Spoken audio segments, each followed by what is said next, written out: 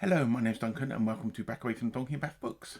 It's been a wee while, if you may have seen my sick update a couple of days ago. So this is just a bit of a book haul. It's just books over the past few months I've picked up. Not huge amounts, but just some that I thought I'd talk about to try and get back into the flow of things. So, I said I've got some books and I've got a couple of comics that I've received. So I will show you those. So I'm going to start with... I found of a really lovely conditioned Star Trek adaptation, log 3, and these are Alan Dean Foster's novelizations of the animated TV series, and he did them all, and apparently they are very good because they expand a lot on the stories that were there. And I said I managed to find this, and I do like the cover's a bit random. You notice I've got a few Alan Dean Fosters here. Greatly underrated at points he is. So also that's incredible condition that is, considering it was published in mid-70s, would that be? I think the animated series was about 73, 74, wasn't it? 75 that was published. Then my other Alan Dean Foster, actually I've got 3 Alan Dean Fosters, is one of his books. This is The Man Who Used the Universe, and this is to replace one that I lost in the Great Book Purge of the 1990s. God rest their souls. It's obviously a book I've not read for many, many years, and I cannot even remember what it's about. And I just wanted to pick it up, and it's actually in the edition that I used to own as well. I'll read on the back. Keith Van Leo Macklin is a born killer, a criminal prodigy who seized the reins of the intergalactic underworld, then sold out to go legal. Even when he could see that there was no future on Everwraith, with the poisoned atmosphere and the city sheathed in glass and steel tubes, only the ever-present thrust of interstellar war. That's interesting. Okay, and these ones you notice a bit of a theme going on. Actually, just checking because I'm pretty sure there was another Foster here as well. Yes, okay. The other Foster I got is his novelisation of Shadowkeep, which this is apparently the first novelisation of a video game. The first ever one. So I'm really quite intrigued by this. I don't know the game.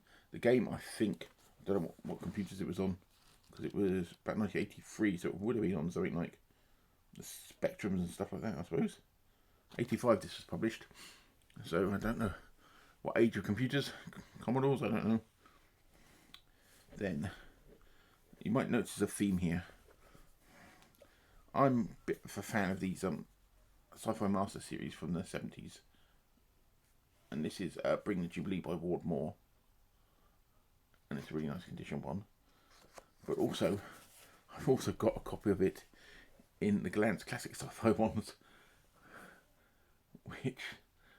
so yes, I have 2 copies. Need to reread this too. And another of the Master SF series, I've got The Paradox Men by Charles Harness, which I've never read. I love the cover. Love the cover.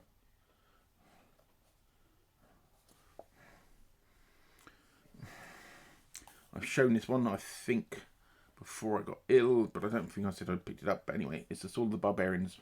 It's Kenneth Bulmer, and I've just read this one, and I'll give a proper report on that soon, because it's, as you expect, it's total pulpy entertainment, sword and sorcery thing. But yeah. Then we have some Stuart Gordon. And if you don't know Stuart Gordon was a Scottish writer. He later in his career he went off to do lots of woo-ness, which is do lots of paranormal stuff, but he did write some decent science fiction and fantasy. And I picked up his Eyes trilogy. So we've got One Eye, which is a Patrick Woodruff cover. 2 eyes. 3 eyes. And this is a post-apocalyptic series with this one-eyed guy in it. That's all I know about it.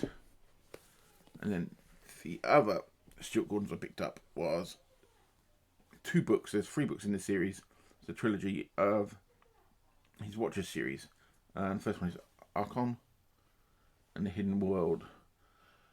And what I've read about his writing style is he brings a lot of real world history into them.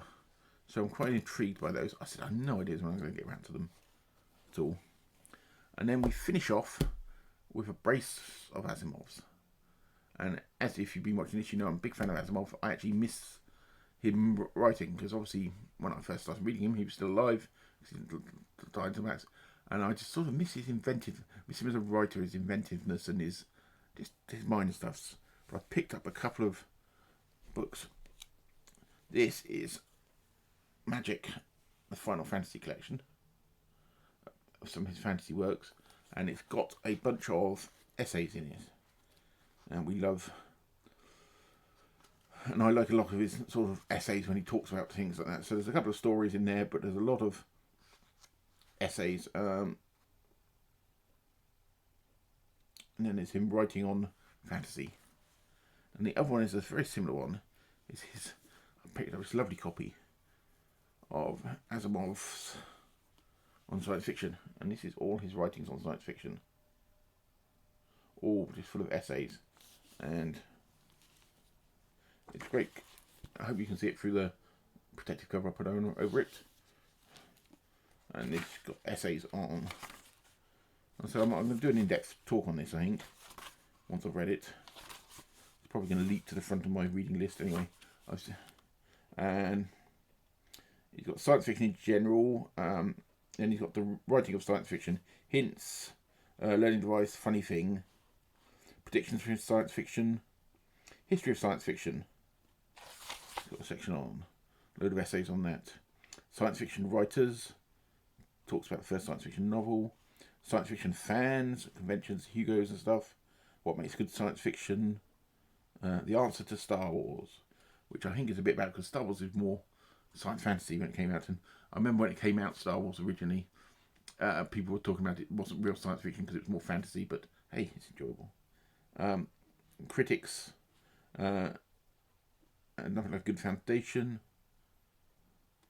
and prolific writers and things. But yes, it's basically all essays on science fiction, and I'm really quite excited to get to this one quite quick. So that's my brace of Asimov. As I said, I do miss him as a writer. His just originality in his ideas. I also picked up a few comics, a few battered old 2000 ADs, and if you know me in 2000 AD comics, the paper they were printed on, I'm amazed it survived a year, let alone 30, 40 years. It was the worst quality ever, so these were quite cheap, but I picked up number 185, November 1980. I love the cover of that one. And this has got great double page dread. And Charles Darwin block. We also got Meltdown Man, which I used to always like. And I think a lot of these ones are not available in collections, which is quite annoying. Unless you want other ones. And then I have another one. This is issue 189, all about 180s. I didn't get a free flying saucer with it, obviously. And what we got in here? Turn to Armageddon. More Meltdown Man, which I really like the artwork on. Who did the artwork on that? That was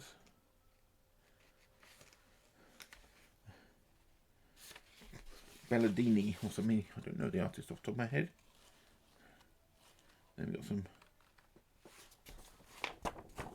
another great double page dread in colour.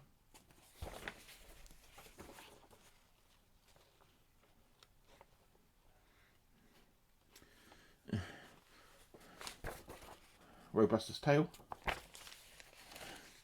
All good. And so I've got another 2 copies. I've got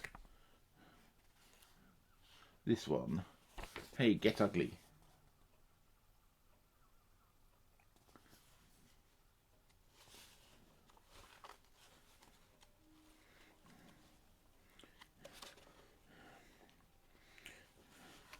Green Cross Man, how to cross a road. Advert in the middle of it. I love things like that. Want to know how to cross a road? And that was obviously Dave Prowse who played Darth Vader in Star Wars. He was a Green Cross Road Man. If the Americans want to look him up, look up the Green Cross Road Man. And we've got else in here. We've got some Mean Arena. So, you know, I'm a big fan of the Mean Arena. I've got a collection. I've got part one of the collections. They've only released them once published, and that was in their Ultimate Editions. I've got book 1, but I haven't got book 2. And it was basically a rollable, rippy-offy type thing. But, hey, and the final one has got the Mean Arena on the cover.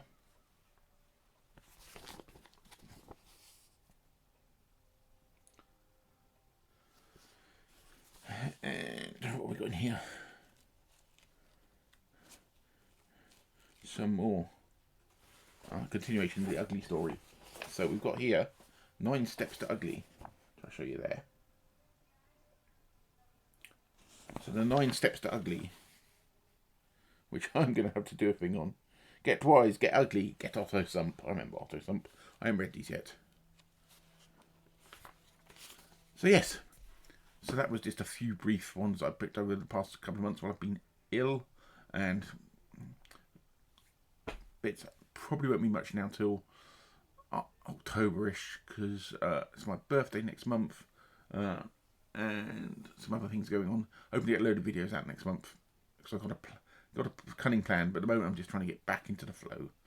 So yeah, so yes, so that's it for the moment. So if you've read any of these or interested in any of these, I'd love to hear your comments, and I will speak to you all very soon. Bye bye.